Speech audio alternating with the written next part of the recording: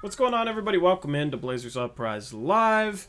We got some NBA news today to talk about, some very relevant NBA news because it relates to when next season is going to start. We already have our draft date now. I believe we have a free agency date. Is that correct? They said it would most likely be 2 to 3 days after the draft. They haven't announced a firm date yet, but yeah, looking like that Friday or Saturday after the draft. It's a very quick turnaround. 2-3 day turnaround. It was reported that players were curious about having free agency before the draft, which is something that the NFL does, and something that me and you have talked about before, but they weren't able to do that with this offseason. But there is some curiosity, so I wonder if that's something they'll look into in the future. But we got basketball, regular season basketball starting 6.5 weeks from now. Like regular season, all right? If there's a preseason, we could be doing post-game shows in four weeks. I don't know what the deal is. It's a very quick turnaround. They're going to be playing games in stadiums. I saw a report today that they're going to look into potentially having fans in suites, empty arenas, but fans in suites. That would be interesting. They're going to try and have fans in arenas. Obviously, that'll depend on the location they're playing in, and I don't think the NBA will be careless with that, so I wonder what the deal is. I expect fans to not be in stadiums at the start of the season, but that'll obviously be something where we'll have to see how that progresses over the course of the season. But now we have a pretty clear picture. Looks like they're going to play a 72-game season, which I'm fine with. They can get it over by the Olympics in July that way. It sucks missing out on 10 games, but we're talking about a very quick turnaround, so it's not going to be that big of a deal. And then the next year's off season in 2021 should be a little bit shorter than normal too, if they're ending the season in July. So it just jam-packed basketball. It's just packed with basketball. We had that 4 or 5 month layoff where we didn't really have anything and didn't know what was going to happen. Since basketball started in July, July through October, then December through July, then back to a normal season. That's a pretty packed schedule. Yeah, I think they said training camp's December 1st, and then they're going to try to do 3 or 4 preseason games, but they weren't sure how it was going to work out logistically yet. But yeah, like you said, just a few weeks we could be talking about watching our young guys, our draft pick in the preseason game, seeing how he looks and all that stuff is so crazy. Yeah, I'm kind of curious as to when the schedule will come out because Rude just brought that up. Mm-hmm. I assume some point, maybe a little bit after. I don't know. I think it would have to happen before the draft, right? Because you couldn't. I don't know. They could do it late November, but if you're talking about training camp starting December 1st and potential preseason games, you want something in place a little bit before that. The thing is, November 18th, 20th is draft or free agency time, so I don't think they'd want to put it out then. So I wonder what the timeline for that will be. I'm gonna look up when the 2019 schedule was released. It was mid-August. I think it's somewhere isn't it later than that? Yeah, mid-August is something about right. But the problem is okay, so if the season started December 22nd, normally the season would start October 22nd, right? Yeah, August 12th. So it'd be after free agency. So yeah, it'd be sometime right around December 1st.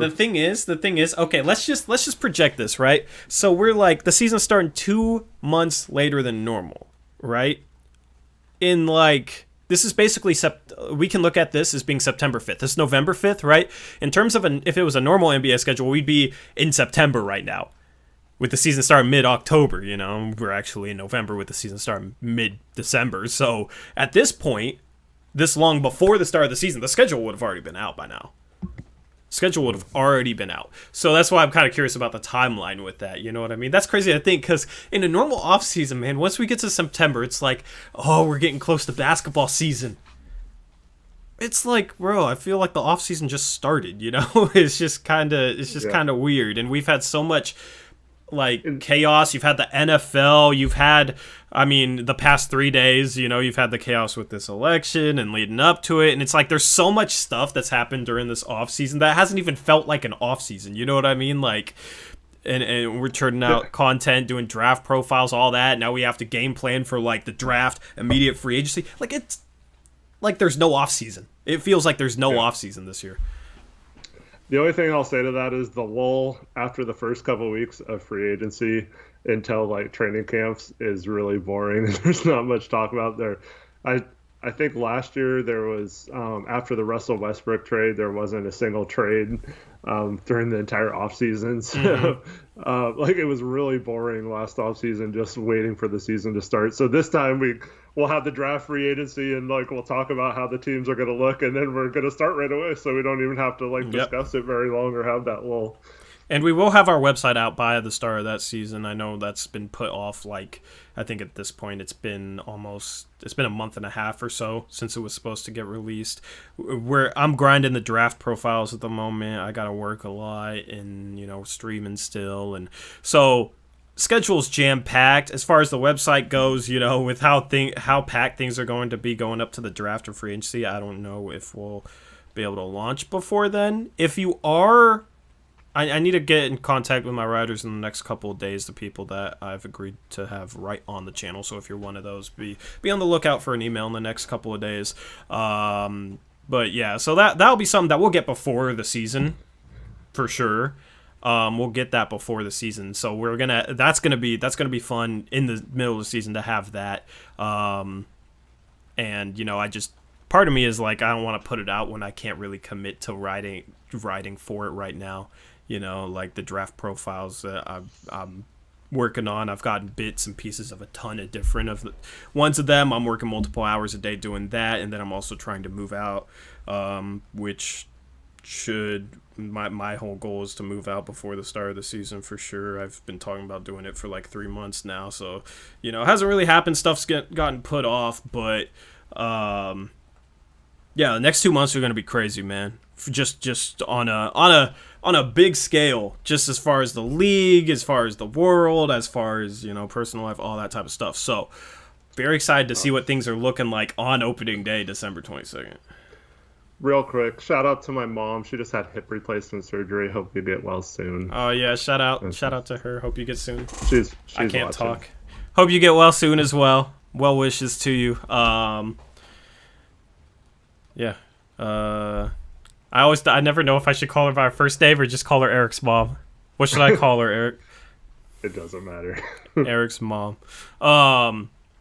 Anyway, so yeah, I mean, it's just exciting because you're talking about basketball in like what 4 weeks potentially, and 6.5 weeks from now having regular season basketball. That's super exciting. So, dude, it's like there's so much that I gotta try and do before the draft, and then I want to preview free agency a little bit in the website, and then previewing the season. Like, it's just life's gonna be hectic.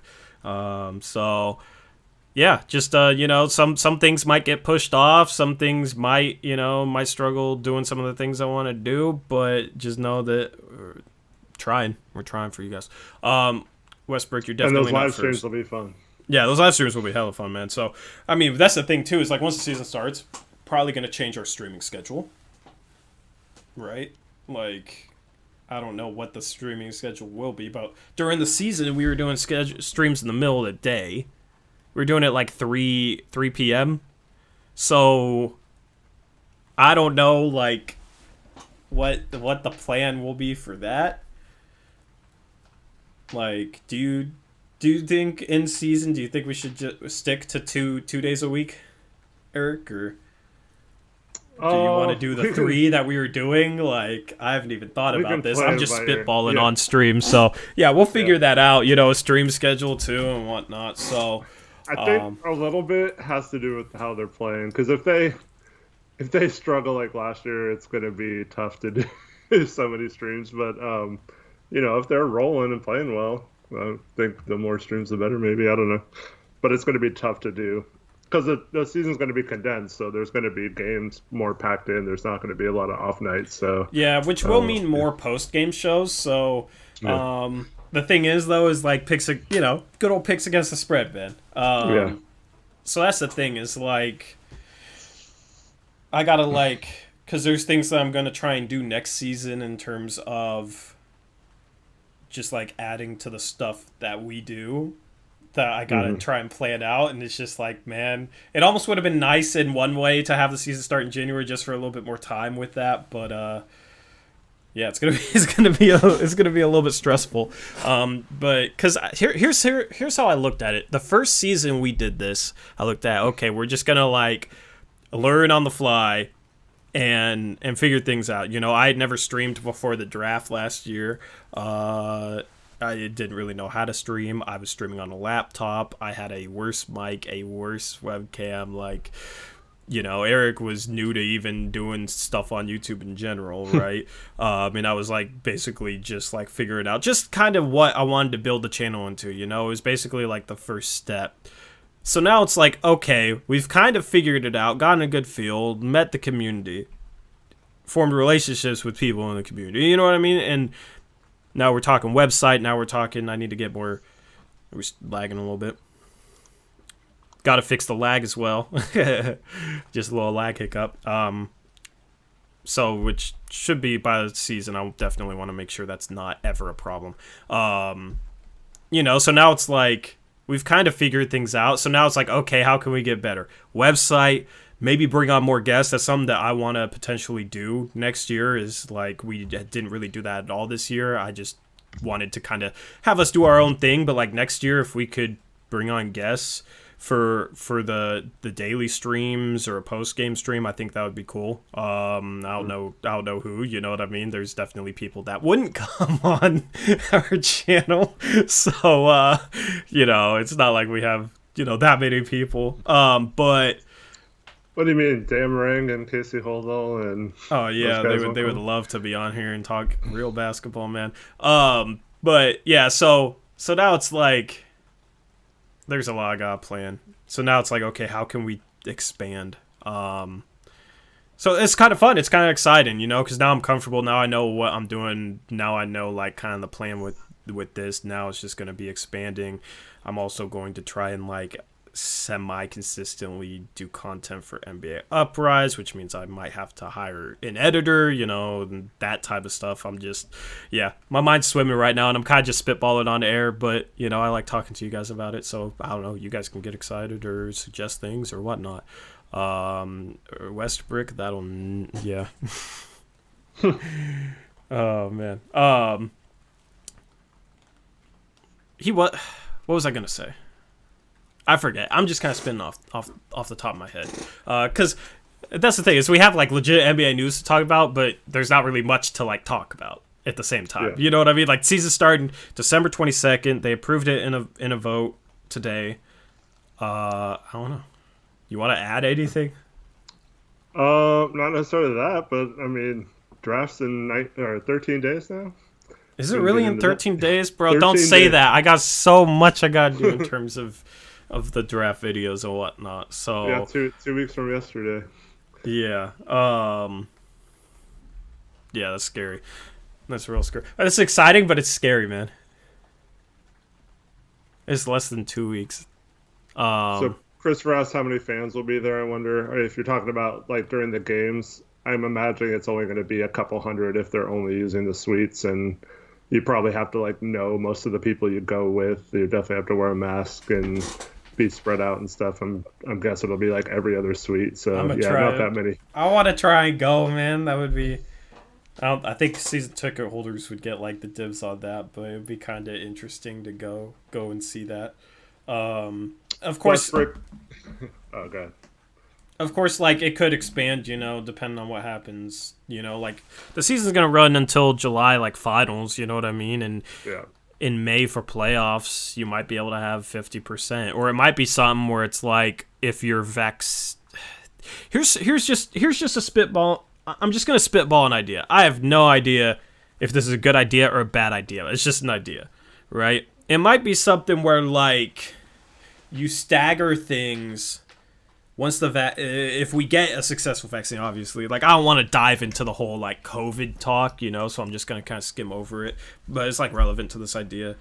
Like, if there's a successful vaccine that's being rolled out and some people are able to get it, I wonder if they could do something where it's like they stagger who's sitting where by like, okay, people that aren't vaccinated, people that are, people that aren't. Like, I wonder if that would be the best way to like kind of maximize the amount of fans in a safe way, you know what I mean? Like, I don't even know if they could legally do that. Yeah.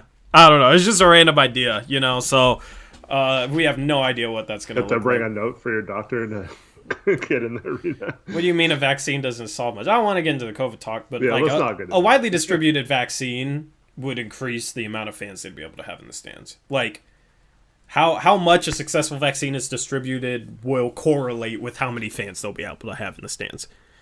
It's as simple as that. No, the draft, free agency, and trades are not all starting on the same day. In fact, trades, the moratorium on trades might be lifted at any point in the next few days. Like Thomas Oransky says, I'm assuming they're waiting for the cap situation to be solved before they actually allow trades and free agency and all that stuff. So it's going to be a few days before they determine what the cap and the tax. I heard that it's probably going to be about the same as last year in terms of salary cap, and that they're not going to change the luxury tax numbers. But I heard there possibly might not be a hard cap in place this year. But yeah, I don't know. I don't know how accurate any of those are. That's nothing official yet. Yeah. We'll have an update when we get updates on what exactly the CBA structure will look like for next year. And we'll just do a stream on that. That'll be more content stream wise. Yep. Other than that, we can talk draft because we got draft coming up soon. Let me grab it. I have a list of draft rumors. Let's start off talking about the rumor that Ball might fall out of the top 3. Hey, I'm not high on LaMelo Ball. And neither is Eric, right? Like, and there's rumors about how LaMelo Ball is struggling. He's struggling in terms of pre-draft interviews, which I thought was actually very interesting to see. He's struggling in terms of pre-draft interviews, and honestly, just based on his skill set, I don't think he's like a top 3 prospect in this draft. I don't think he's a top 5 prospect in this draft, because like his playmaking is great, but beyond that, there's no like very strong part of his game. Like I guess you could say his ball handling, but like other than his like ball handling and playmaking, there isn't anything I like about his game. I don't like his defense. I don't like his shooting ability. I don't like how he finishes around the rim. He doesn't get to the line. Like,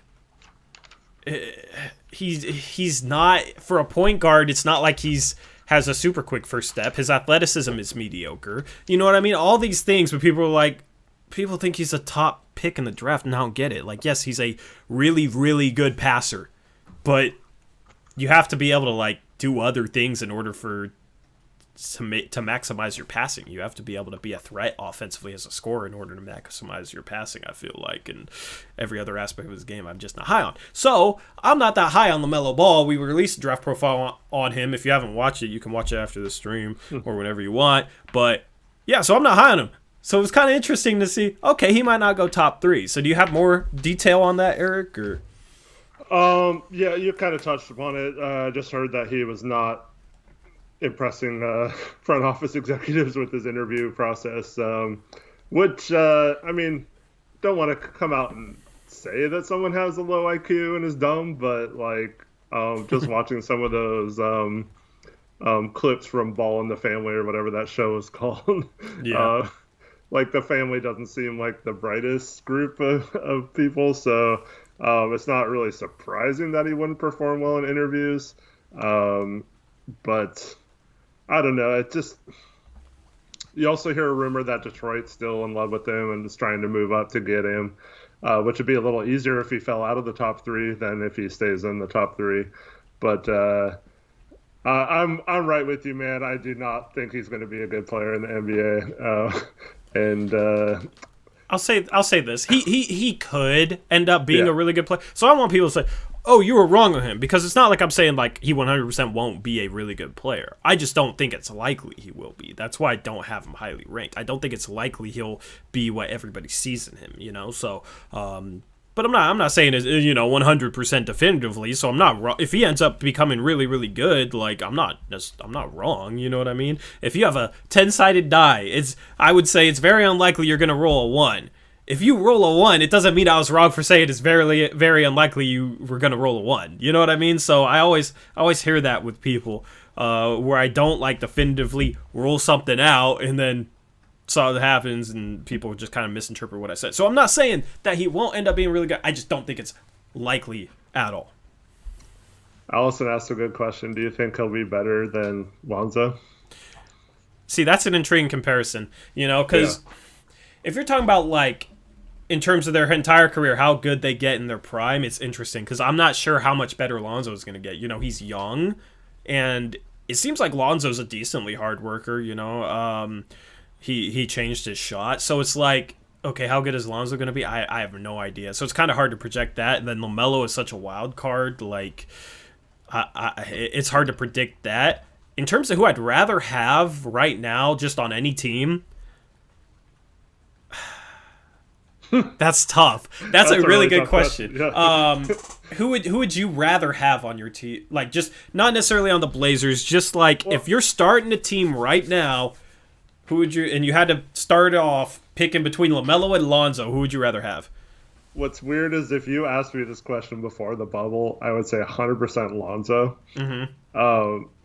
And I'd still probably slightly lean towards Lonzo, but the fact that he struggled so badly in the bubble makes me kind of intrigued on the potential of LaMelo possibly being better than him, because he definitely has a skill set that could translate to the NBA a little better than Lonzo did. Mm-hmm.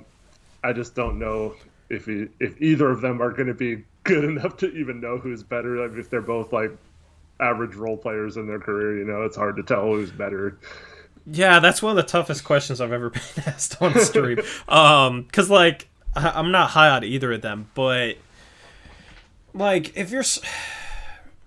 I don't know. Like, I would probably go LaMelo just because I feel like his top-end upside is higher. Yeah, but, like, sure. Lonzo's the safer guy, so... Yeah, that's really, really tough. If you're talking about like I guess they're both good up tempo, transition wise. I was going to say, like, a slow it down team, you definitely don't want Lonzo, but I guess LaMelo is probably in that same category. Yeah. So everybody's saying Lonzo. That's the thing is, like, what's interesting is to compare their playmaking, too. Because, like, Lonzo coming out of UCLA was like, oh, my goodness, his playmaking. And I feel like he hasn't 100% lived up to being the playmaker people saw him coming out of college. So I kind of wonder, like, is that going to be the same with LiAngelo? Or not LiAngelo. Is that... LiAngelo's definitely not a playmaker. Is that the same with LaMelo coming into the league? Like... Because that's the thing. If LaMelo isn't like a phenomenal playmaker, he's not going to be that good, I don't think, because his shot is broken. He shot terribly in Australia. Lonzo actually shot 38% from three last year. Lonzo's also a better defender, so in terms of their playmaking, I kind of wonder, like, they're kind of looked at the same way going into the NBA in terms of their playmaking, but Lonzo hasn't quite lived up to that, so that's also another one of my worries with LiAngelo is, like, a lot of the passes he makes, a lot of the playmaking I see with LaMelo, I saw with Lonzo. What's up? You good? Yeah, you said LiAngelo again, bro. Yeah, somebody said LiAngelo in chat. Now I'm tripping, man. I'm done talking about the Brothers now. I also heard that Detroit's looking to acquire draft picks by taking on salaries, but we talked about this before.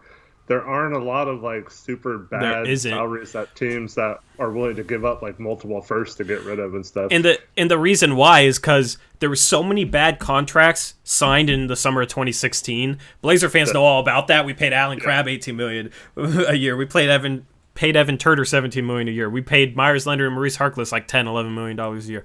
The thing is, all those contracts in 16 were pretty much 4-year contracts that expire this summer. So there's nowhere near the amount of bad contracts on the books this offseason as there has been, like, the past 3. So, like, you maybe like Charlotte wants to get out from a Nicholas Batum type contract, but who is Charlotte going to sign with the money they saved from a Nick Batum, Well, they're already under the cap, and he's got 1 year left on his deal, so they're not going to give up, like, a first or anything. Exactly. Maybe, like, a couple seconds, or you can maybe, like... Maybe move up from 7 to, or are they 7 or 8? They're 7, right? Knicks are 8, or is it backwards? Pistons are 7. No, yeah. I gotta look this up. I think Pistons are 7. Detroit 7 Yeah. and New York's 8. Okay, so I feel like New York's always 8. yeah. So I guess maybe you could take on a contract and move up a few spots, but and then they could get LaMelo, who they love. Mm-hmm. Maybe because they have Tony Snell's contract, right?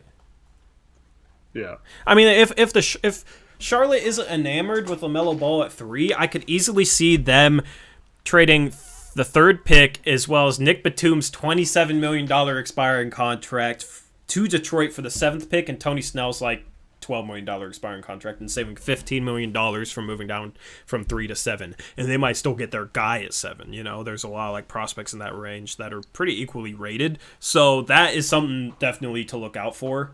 That's intriguing. The only other team I could see really, because I mean Detroit, you would say maybe they want to get off Blake Griffin because they still has 2 more years, but that wouldn't make sense since they're the team wanting to take on contracts.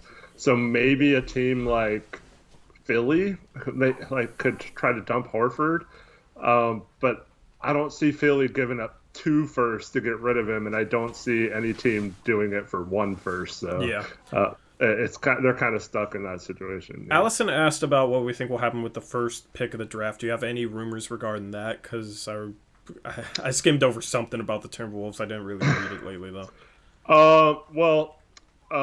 Wiseman doesn't want the Timberwolves to draft him. He refuses Yeah, to interview with them. He said he doesn't want anything to do with the Timberwolves. Which, let me just say this. Wiseman doesn't make any sense for them anyway, since he's a Right. center and Karl Anthony Towns is a center. So it's like he didn't even need to worry about that. But, you know, that's not happening. I keep hearing rumors that 1st and 2nd picks are up. They're trying to trade back. Yeah. I will don't say know this. if anything will happen with that, but If they keep it, given that like Wiseman definitely isn't going there, and given the rumors about LaMelo Ball potentially falling out of the top 3, if the Timberwolves keep it, I have to assume that they're going to take Anthony Edwards.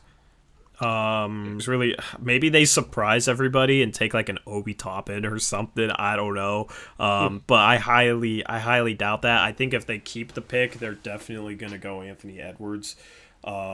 Especially now that like Malik Beasley has his legal trouble, so now they have a little bit more of a hole at the 2 guard, because who knows what's going to happen with Malik Beasley. So I think if they keep it, they go Edwards, but they definitely could trade it to who? I don't know. For what? I don't know. That's like the biggest question leading up to the draft is what could they potentially get? How much will teams value that? And what will the Timberwolves even look for? because that's the other thing I saw in Real GM today was that the Wolves and Warriors were both unlikely to trade their pick for either Beal, Simmons, or Booker.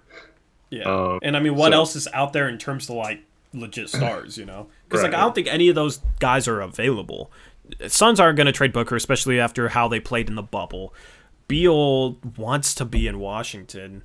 The Sixers seem like they want to try and keep Simmons and Embiid together and try and build the team around those guys better and just get better shooting, because that's what they need. They downgraded shooting and it hurt them. So I mean, what star level player are they going to trade that pick to?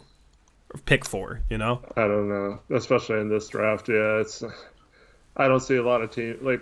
It doesn't really make sense for Washington to trade Beal for Anthony Edwards or LaMelo Ball. Yeah. So yeah, I don't really see a lot of those happening.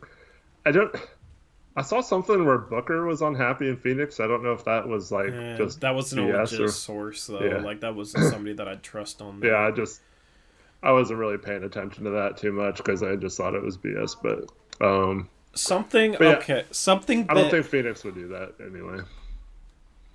But speaking of Phoenix, Kelly Oubre is an interesting guy this offseason in terms of the trade market. I feel like the Timberwolves might be a team that really values Kelly Oubre. That really values Kelly Oubre and might be willing to move down from 1 to 10 if they get Oubre back, and then maybe they need a little bit more value on top of that. You could And do like Oubre for James Johnson or yeah, something. and Phoenix is a team that like might take LaMelo first. They kind of need like a long-term point guard, and they might think he and Booker is a good pair, good fit offensively. Defensively, that'd be the worst backcourt in the league, right? I wouldn't even want to hear people complain about our backcourt defensively compared to like Devin Booker and LaMelo Ball. That'd be, bro. I would love every time we face them because Dame and CJ would average like 60 a game on those two guys. But See, I heard Phoenix was interested in your boy Kyra. Lewis at 10. Yeah. That would be a phenomenal pick for them at 10. Phenomenal pick for them at 10. I'm super high on Kyra Lewis.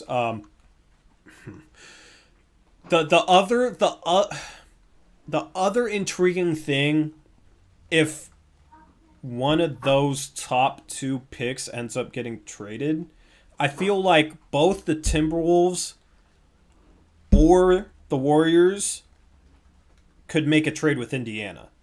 For the Timberwolves, maybe they'd be willing to trade the first overall pick for like Oladipo and Warren. I don't know if like Indiana would be willing to give that much up. You know, maybe Minnesota would have to give up even more. But like if Minnesota's truly trying to win, Oladipo theoretically, if he's healthy and like shooting better, whatnot, he's a good fit next to D'Angelo Russell because Russell's a bad defender. Oladipo's a solid defender, good defender. And then TJ Warren could be like their starting four, you know what I mean? That would give them a chance of making the playoffs since that seems to be what they're trying to do. And Indiana could start off their rebuild with the number one overall pick in the draft and taking whoever they want. As far as the Warriors go, maybe like the second pick in Wiggins for Oladipo and Miles Turner. Would be some because like Miles Turner would be a great starting center for the Warriors. I think it'd be a perfect fit for them, and they can, I believe, can they absorb him with their traded player exception? I think Turner makes just like too much, like by less than $1 million too much. I think. So maybe they I'll check it out. Maybe they could add an additional salary. I don't know. But like the Warriors, as far as like Turner goes or Oladipo goes, is intriguing there. Maybe it's something where like the Warriors move down from 2 to 7, Detroit moves up to 2 to get LaMelo Ball, and then the Warriors get like 7 and another asset from Detroit, and then they trade 7 for Miles Turner. Indiana's definitely a team to watch this offseason for sure. I also saw if the Pistons stay where they're at, they're interested in Patrick Williams. At 7? Yeah. I mean, I don't. That doesn't. Why? That. See, I want that kind of stuff to happen because then that means more players that I have rated above Patrick Williams fall to us. Yeah, I mean, like, I'm not down on Patrick Williams, but he's not worthy of a top 10 pick in this draft. Like, if you have, like, Halliburton and Hayes on the board and maybe Toppin on the board, like, let me just pull my big board real quick. You're going to have one of Edwards, Wiseman, Okongwu, Toppin, Hayes, Halliburton, Avdija, Ball. You're going to have at least 2 of those guys on the board, right? So say Toppin, teams don't value him as highly as we do. You'll still have one of Edwards, Wiseman, Okongwu, Hayes, Halliburton, Avdija, and Ball. You gotta take one of those guys or Toppin at 7 if you're Detroit. I have Kira Lewis Jr. like in that tier of players, but like I'd understand if teams don't value him as highly as I do. I'm just super high on him. But like as far as the guys I named, you have to take one of those guys. If they passed on one of those guys for Patrick Williams, that'd be a big mistake in my opinion. But yeah, this draft could be crazy like that. So the Iguodala trade exception is $17.185 million, and Miles Turner makes 17.5, so it's just not enough.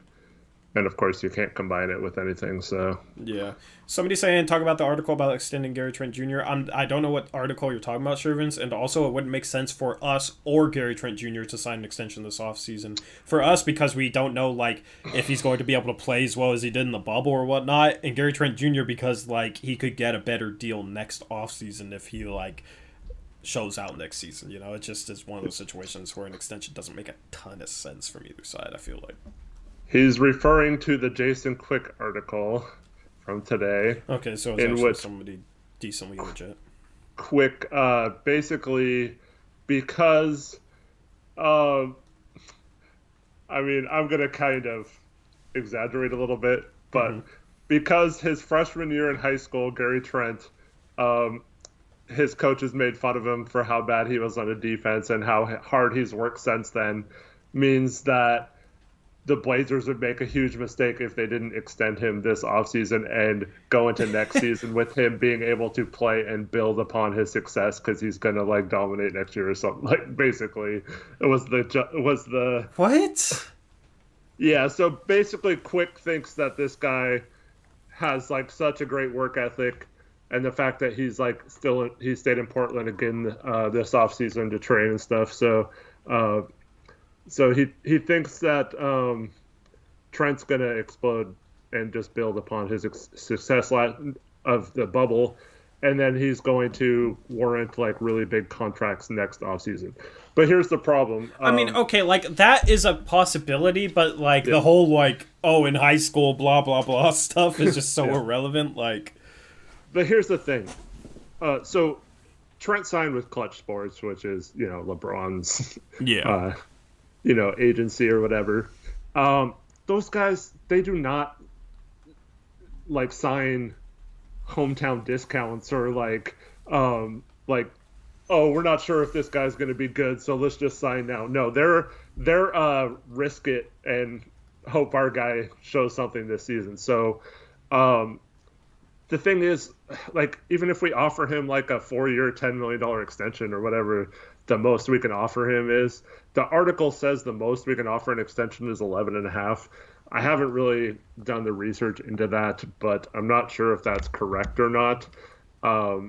Because we did sign him using our mid-level exception, so we have more rights to him than we would had we signed him to the minimum for a second-round pick.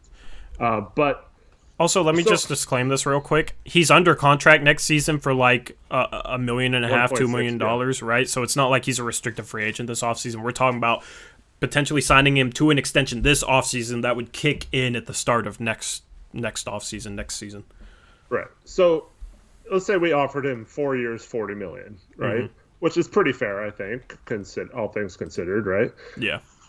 So his camp would be like, well, that offers like that will probably be there as long as he plays somewhat close to the next season, right? So there's no real need to have to get that deal done this summer.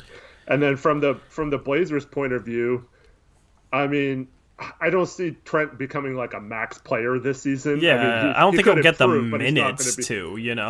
So like, there's not a whole lot of risk of the Blazers like missing out on something either. It's the same with Zach Collins too. Like, if they want to accept that kind of deal this summer and like be locked up and just to have the uncertainty out of the question, you take away, especially with a guy like Zach Collins who's had injury problems, maybe he wants to sign a more long-term deal to just in case, he gets hurt again and completely ruins his value next summer.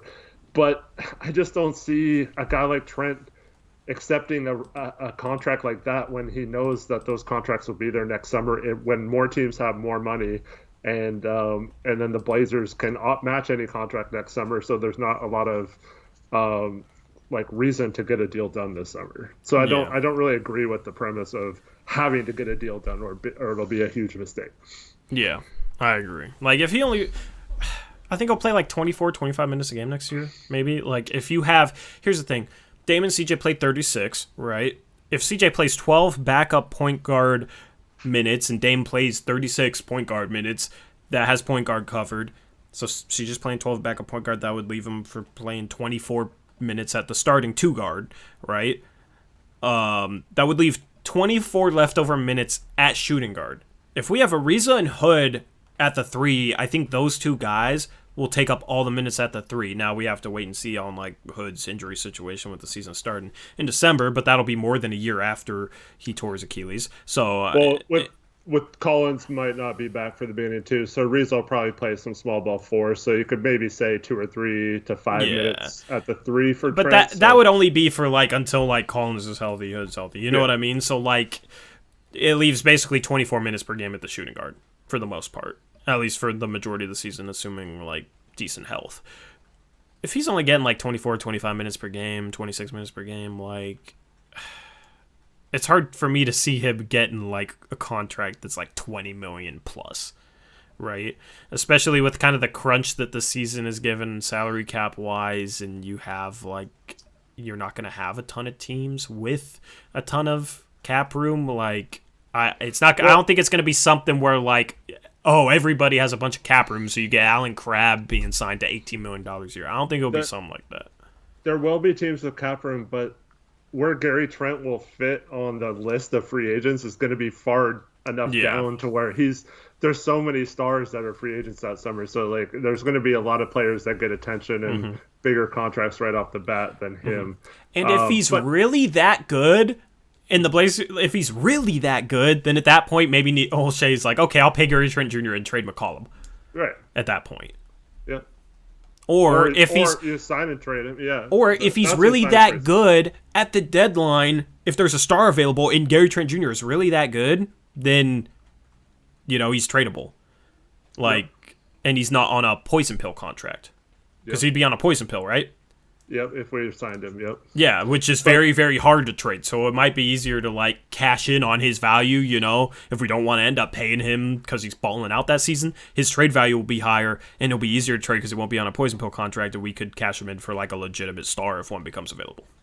So Caleb asks, is there a reason to not offer him an extension even if you won't accept it? And the answer to that is no. Like, the only thing that could happen with a contract is, let's say we offered him like a 2-year, like $8 million extension or something like really silly, like a $4 million a year extension. Then he could possibly be really mad and accept the qualifying offer and want out of Portland. I doubt he wouldn't show up, but like you could risk making him really mad. But if you gave him like a $10 million a year offer and be like, this is what we feel is reasonable now. If you want to wait, we understand, but this is what we can do this summer. I don't think there's any reason not to do that. They try to get him at a hometown discount. Like I said, Clutch Sports, I doubt would go for that, but there's no harm in trying unless you really lowball him, which wouldn't be good. Yeah. So I don't know, with how like condensed this offseason is, I'm not even really going to be like focusing on that possibility. If it happens, somehow, then it happens. One side note, he's a second round pick, so he doesn't have the deadline that the first round picks have. So we can extend him at any point during the season. Okay. So that's a good thing too. So if he starts balling out, we could offer him like a bigger extension during the season, or if he's not showing a lot, we could offer him because that's what Memphis did with Dylan Brooks during the last season, and Utah with Royce O'Neal and stuff. Yeah. Like, so you just work out an extension all throughout the season. Unlike Zach, they haven't set the date obviously, but usually with first round picks, it's right around the first game of the season, where if you don't have them signed to an extension, you can't talk to them about an extension the rest of the season. If it's their final year of their contract. Yeah. Right. So yeah, that's just a wait and see situation. But like, the people saying we should trade CJ now to start him, Gary Trent Jr. is not proven enough, and we legitimately need a second guy that can create his own shot off the dribble in the starting lineup because of how stagnant our offense is run and how isolation heavy it is. And guys, there's no point in like talking about Rich Paul in that way. I mean, he's an agent. He's doing that's what he's supposed to do. And that's what he's supposed to do, man. So he's Nurk's his client now too. But it doesn't mean he's gonna like what was the guy, the agent's name in baseball, Scott Boras or something, that like literally had his players like never sign until they got like every penny like that. That's not the situation, and not every player can be traded or signed with LA either. But in the case of Collins and Gary Trent, they'll be restricted free agents, so we can match any offer. So it's not like they're just not going to sign with us if we don't offer a certain amount. So they could be fielding offers from other teams and know exactly how valuable they are to other teams and what they would want from us in a contract. So like I wouldn't worry too And much if Rich about Paul any gets him an extra $1 million a year, like that's arbitrary. Like that's not a big deal. You know what I mean? So like I don't have that attitude towards Rich Paul. I'm not worried about Rich Paul. Too many Blazer fans are like overreacting to him being Trent's agent now. Also, I think there were 9 players in the NBA this year that had pandemic insurance in their contracts. So, like, they still got paid their full contract even if the season got shut down because of a pandemic. And all 9 of those players were Rich Paul contracts. So the guy isn't as dumb as he seems, or like he's not just LeBron's like buddy. I mean, He's good at what he does. but like Yeah. he's a good agent. So. Yeah. Anyway, I want to move on from Gary Trent Jr. because that's Yeah. not a huge thing. You got any other rumors? Gordon Hayward. Let's talk about Gordon Hayward. Oh, yeah. Is that on your list? That wasn't a draft rumor, but yeah, we can talk Was that about it. legit? Do you think? I don't know Dude, where it got sourced from, and I don't know why you would. I even if he wanted to move on from Boston, I don't see him giving up 35 million unless Yeah. I mean, we just talked about agents, unless his agent's like really dumb and like but see, here's the problem. Like the agents get paid when they sign contracts. So like if he opts into his contract, the agent doesn't get as much as if he opts out and signs a new contract elsewhere.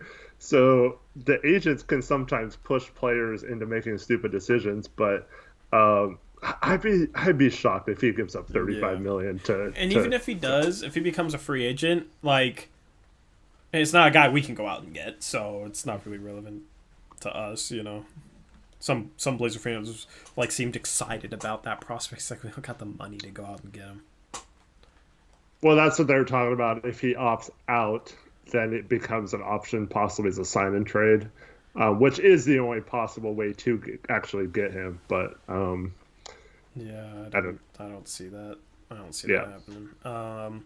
Because he's still probably going to get a max contract. He's not going to opt out and not get a max contract. That's just not worth it. So he's only going to opt out if he knows he can get a max contract. That'd still be hard for us to match. We'd still have to trade like Collins and Ariza and Hood. I just don't think that's happening. Shoot our depth just for a guy like Gordon Hayward to probably overpay him. It's not smart. It's our all-in move. I don't want to go all-in on a guy unless he like truly takes us over the hump and into contention. Right. I'm not sure Gordon Hayward would do that, so it's not really an option I even really want to discuss. So, draft rumors. What other draft rumors did you have? yeah, Westbrook says, "Come on, you don't think he'd opt out to sign a taxpayer mid-level exception deal?"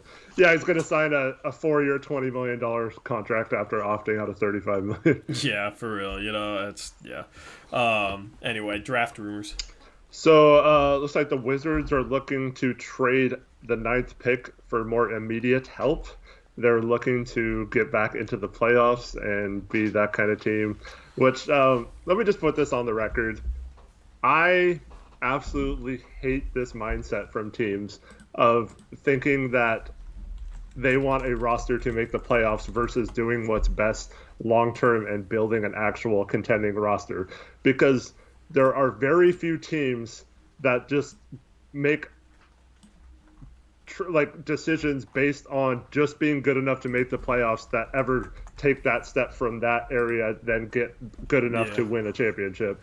And keeping picks in the top 10 is one way to hit on a pick and increasing your chances that you are better in contending long term versus trading the number 9 pick for like a middle of the road type player that'll help you win like 10 more games this year. 16 and Ariza for 9th, Ish Smith and Schofield, however you say his name. Would you? Dude, you'd love if we I'd got consider Wagner. that. I'd consider that, bro. Because then you just replace Ariza in free agency with like an MLE, you know.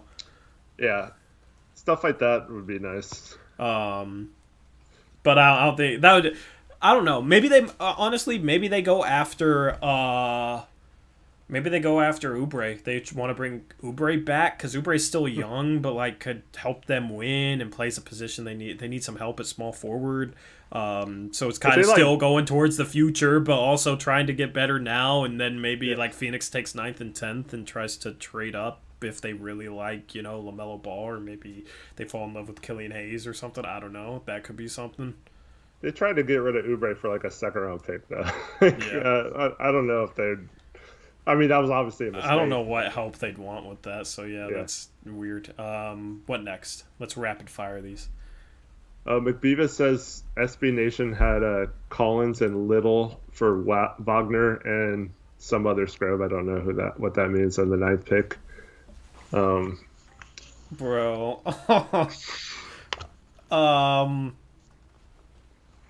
So let's just say if it's Wagner, if it's Wagner in the 9th pick for Collins and Little, bro, I'd have to consider that. Especially that'd be tough, dude. Yeah, like if Toppin was there. I love Little, but it's like Wagner is just as good as Collins is now. He's not as good defensively, so like fit wise is a question mark. And I love Collins, but like I love Wagner's game. He can shoot, man. Like as our backup 4 or 5. Like if we kept 16 and got 9, that's intriguing. I don't know. Bro, I don't think I would do it, but I'm saying I'd have to consider it, bro, because like who you could get with 9 would probably be just as good of a prospect as Little. The thing is, everybody's fallen in love with Little, but whoever we got with 9, people would value him. After a little bit, people would value him just as high as we value Little now. You know what I mean? Because like that's the thing. We get a prospect, and we like in our minds, his value just raises because we fall in love with the idea of that guy. You know what I mean? Like, if we get, like, a Toppin at 9, if Toppin falls to 9, bro, people would value him just as much as they value Little. You know what I mean? So it's like, Wagner versus Collins, like, Wagner's underrated, man. Wagner was shooting almost 40% from 3 for the majority of the season. He's efficient. He's nowhere near the defender that Collins is, but offensively, he's definitely better and more well-rounded. So, like... Straight up, I probably wouldn't do it, but like they are very comparable, so that's why I'd have to consider it. And then if you got 9th and 16th, you could legitimately trade up in this draft. Like you could probably trade up to maybe like 4th, 5th, like that range, and then you're talking about getting something legitimate there. So like that's why I'd have to consider it, man. It just depends on like, it just depends. But, like, I don't think Washington would do that. That wouldn't make much sense for them because Little isn't ready to help them now, and Wagner's just as good as Collins, so they wouldn't do that. So that's not even really something to consider. Yeah, because if we kept 16 and got, like, Toppin and Sadiq Bey or something, yeah, that'd be an incredible draft. But, yeah, I'm higher on Little than you are, I guess, but and lower on Wagner, but... Where would you rank Little in this year's draft, though?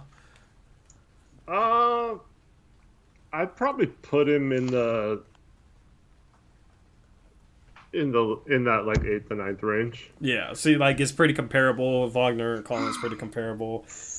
It's just like being able to trade. If you had 9 and 16, that would be intriguing, bro. Like you could take 2 guys there. You could take like a Toppin and maybe like a Patrick Williams falls or a Sadiq Bey falls, like Toppin and Bey this draft or something like that. Or you could trade it up for something. That'd just be intriguing. How many more draft rumors you got? A few more. Rapid fire. Celtics and Magic are both looking to trade up. Celtics and Magic. Okay, yeah, Celtics have 3 first-round picks. They have 14, 26, 30. Magic have 16. Honestly, you know what? If the Wizards are trying to win now, you know what I could see them doing? What's that? Trading 9 for Aaron Gordon. If, like, the Magic are trying to trade up. That could be the Aaron Gordon trade right there, bro. Wizard on the Wiz, yeah. Wiz. I guess, I mean, if you get, if Wall's healthy, yeah. I mean, that's kind of the offense. Like, if they go back to, like, more of an up-tempo offense, that's kind of the offense that Gordon would be best suited for. I'm not saying he's a good player, but that if he's ever going to succeed, it would have to be playing with a quick point guard like a De'Aaron Fox or a John Wall type player. Yeah, Aaron Gordon's overvalued. I would definitely not do that trade if I was Washington, but like I could see that happening. Yeah. If Orlando's trying to move up and Orlando's trying to get players to help them win now with the 9th pick, like, yeah. Yep. And then the Wizards could justify that, but like Aaron Gordon's still like pretty young, so we're still building for the future. Just like Grant Riller's stock was rising a little bit. Ew. I'd rather have Jalen Harris than him. By the way, like I'm not high on Riller at all. I did see something that the Hornets were intrigued by Onyeka, He would make sense for them. which we both have, 3 or 4 on our draft boards, but like, I don't know. It seems like he's like the forgotten guy in this draft. Yeah. Almost like I don't understand why he's not being talked about more up there. He should go. He should go 3rd to Charlotte or 5th to Cleveland, in my opinion, or 6th to Atlanta. He shouldn't fall past 6. I also read an interesting theory that several prospects from this draft trained specifically for months and months on just certain skills to wow people at the combine. Yeah. So like vertical leap, like they did nothing but train for vertical leap test for like months during the COVID, And so like that's why you saw such like eye-popping numbers, because usually you don't have the time to just focus on one drill or whatever. So like a lot of these guys just wanted to like show some like big numbers at the combine, and that's why they were a little crazier. Apparently, Vernon Carey lost like 15 or 30 pounds or something crazy. I forget which one it was, but I think it was 30. Like he lost a ton of weight. So yeah, it's gonna be intriguing. Like I don't know. Yeah, it's hard to gauge because that's the thing. The last footage we had of players was, instead of it being like, 3 months ago, it's June and we watched March Madness and whatnot. Right. No, it's like literally like the start of March. And it's going to be like mid-November, so that's an 8-month difference. That's a long time, man. So, because when is the, again, I'll go back to the scheduling. So yeah, the 2019 Combine was May 15th, so it would have been, for some of those players, like a month after the championship, or like at most 2 months after March Madness started. So yeah, we're talking like 8 months or whatever it was. Mm-hmm. Yeah, quite a big difference. Yep. What other draft rumors you had? My last one for today is that Tyrese Maxey changed his shot a little bit. Looks a little smoother, a little higher release. If he can hit shots, he's a top 10 prospect. If he can hit threes, because like he looks solidly comfortable shooting off the dribble and whatnot. Like he's the type of guy, like if he figures out his three, he's going to be able to hit all types of threes, like off of pick and roll, off of the move, like catch and shoot. Like that's the key to. That's a big thing for his game, because he's creative as a finisher, like can play make a little bit, like really solid defender. So that's a guy, honestly, that will be intriguing to see how well he shoots in the NBA. Reese is saying that Blazers are linked to Poku. Bro, per BR sources, bro, don't come in here with the Bleacher Report sources, man. We don't. Come on, Reese, you know better than that. It's Bleacher Report, bro. It's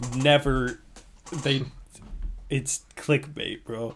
I mean, it's possible. We haven't heard it from anyone legit, though. You know what I mean? And the thing is, Olshey plays things tight to the vest, like this far before the draft, that I highly doubt Bleacher Report would like have any sort of insight into what we're doing. I guarantee we've interviewed him. Yeah, I mean, we're going to interview. Here's the thing, that's though. Going to be in our range. It's like if we interview Poku, here's what Bleacher Report will do. They'll go and create an article like Blazers thinking about taking Pokusevski at 16.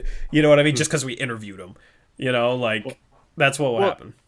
It's not coming from Olshey, but here's what happens. Like, someone will ask Poku like who he's interviewed with, and he'll be like, "Oh, I've been interviewed with so many teams, like Pistons and Lakers and Blazers," and then they'll be like, "Oh, Pistons, Blazers, and Lakers are high on Poku."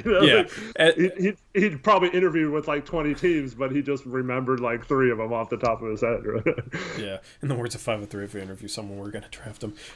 That's the thing. Is like SB Nation says Blazers could be interested. You know what I mean? Like all that stuff. I'm not buying any of it. So like. Legit rumors would be kind of like what Eric outlined. The whole like, I don't know. You have to like read things and know who the rumor's coming from. So, because there's legit sources and there's sources that do stuff for clicks and attention and whatnot. So, and also, teams definitely put out false information because you don't want.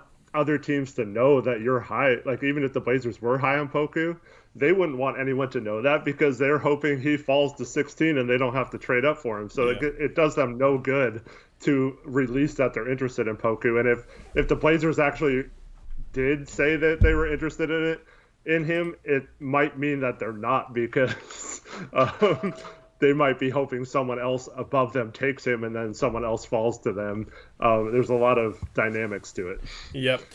So anyway, we're going to wrap up our stream here. Stay tuned for a few draft profiles dropping this weekend. We will drop some over on NBA Uprise. We'll drop a couple over on the main Blazers Uprise channel. Let me plug NBA Uprise in the chat. If you haven't subscribed to that channel, I'd greatly appreciate it if you did so. The link I'm going to post right here in the comment section if you guys want to go subscribe to that. For the Among Us crew, let's hop in an Among Us lobby. I'm down to play a little bit right now. So you guys, if you want to play Among Us with us, I'll also drop that Discord. If you want to come play Among Us with us, we have a Discord where we set up games and whatnot. So if you want to play with us, there's the Discord link for that. Other than that, that's it for this outro. We will catch you live on Monday with hopefully more rumors and stuff to talk about. And that's a wrap. So hope you guys have a good rest of your night. Hope you guys have a good weekend. Until next time, as always, peace out. Go Blazers.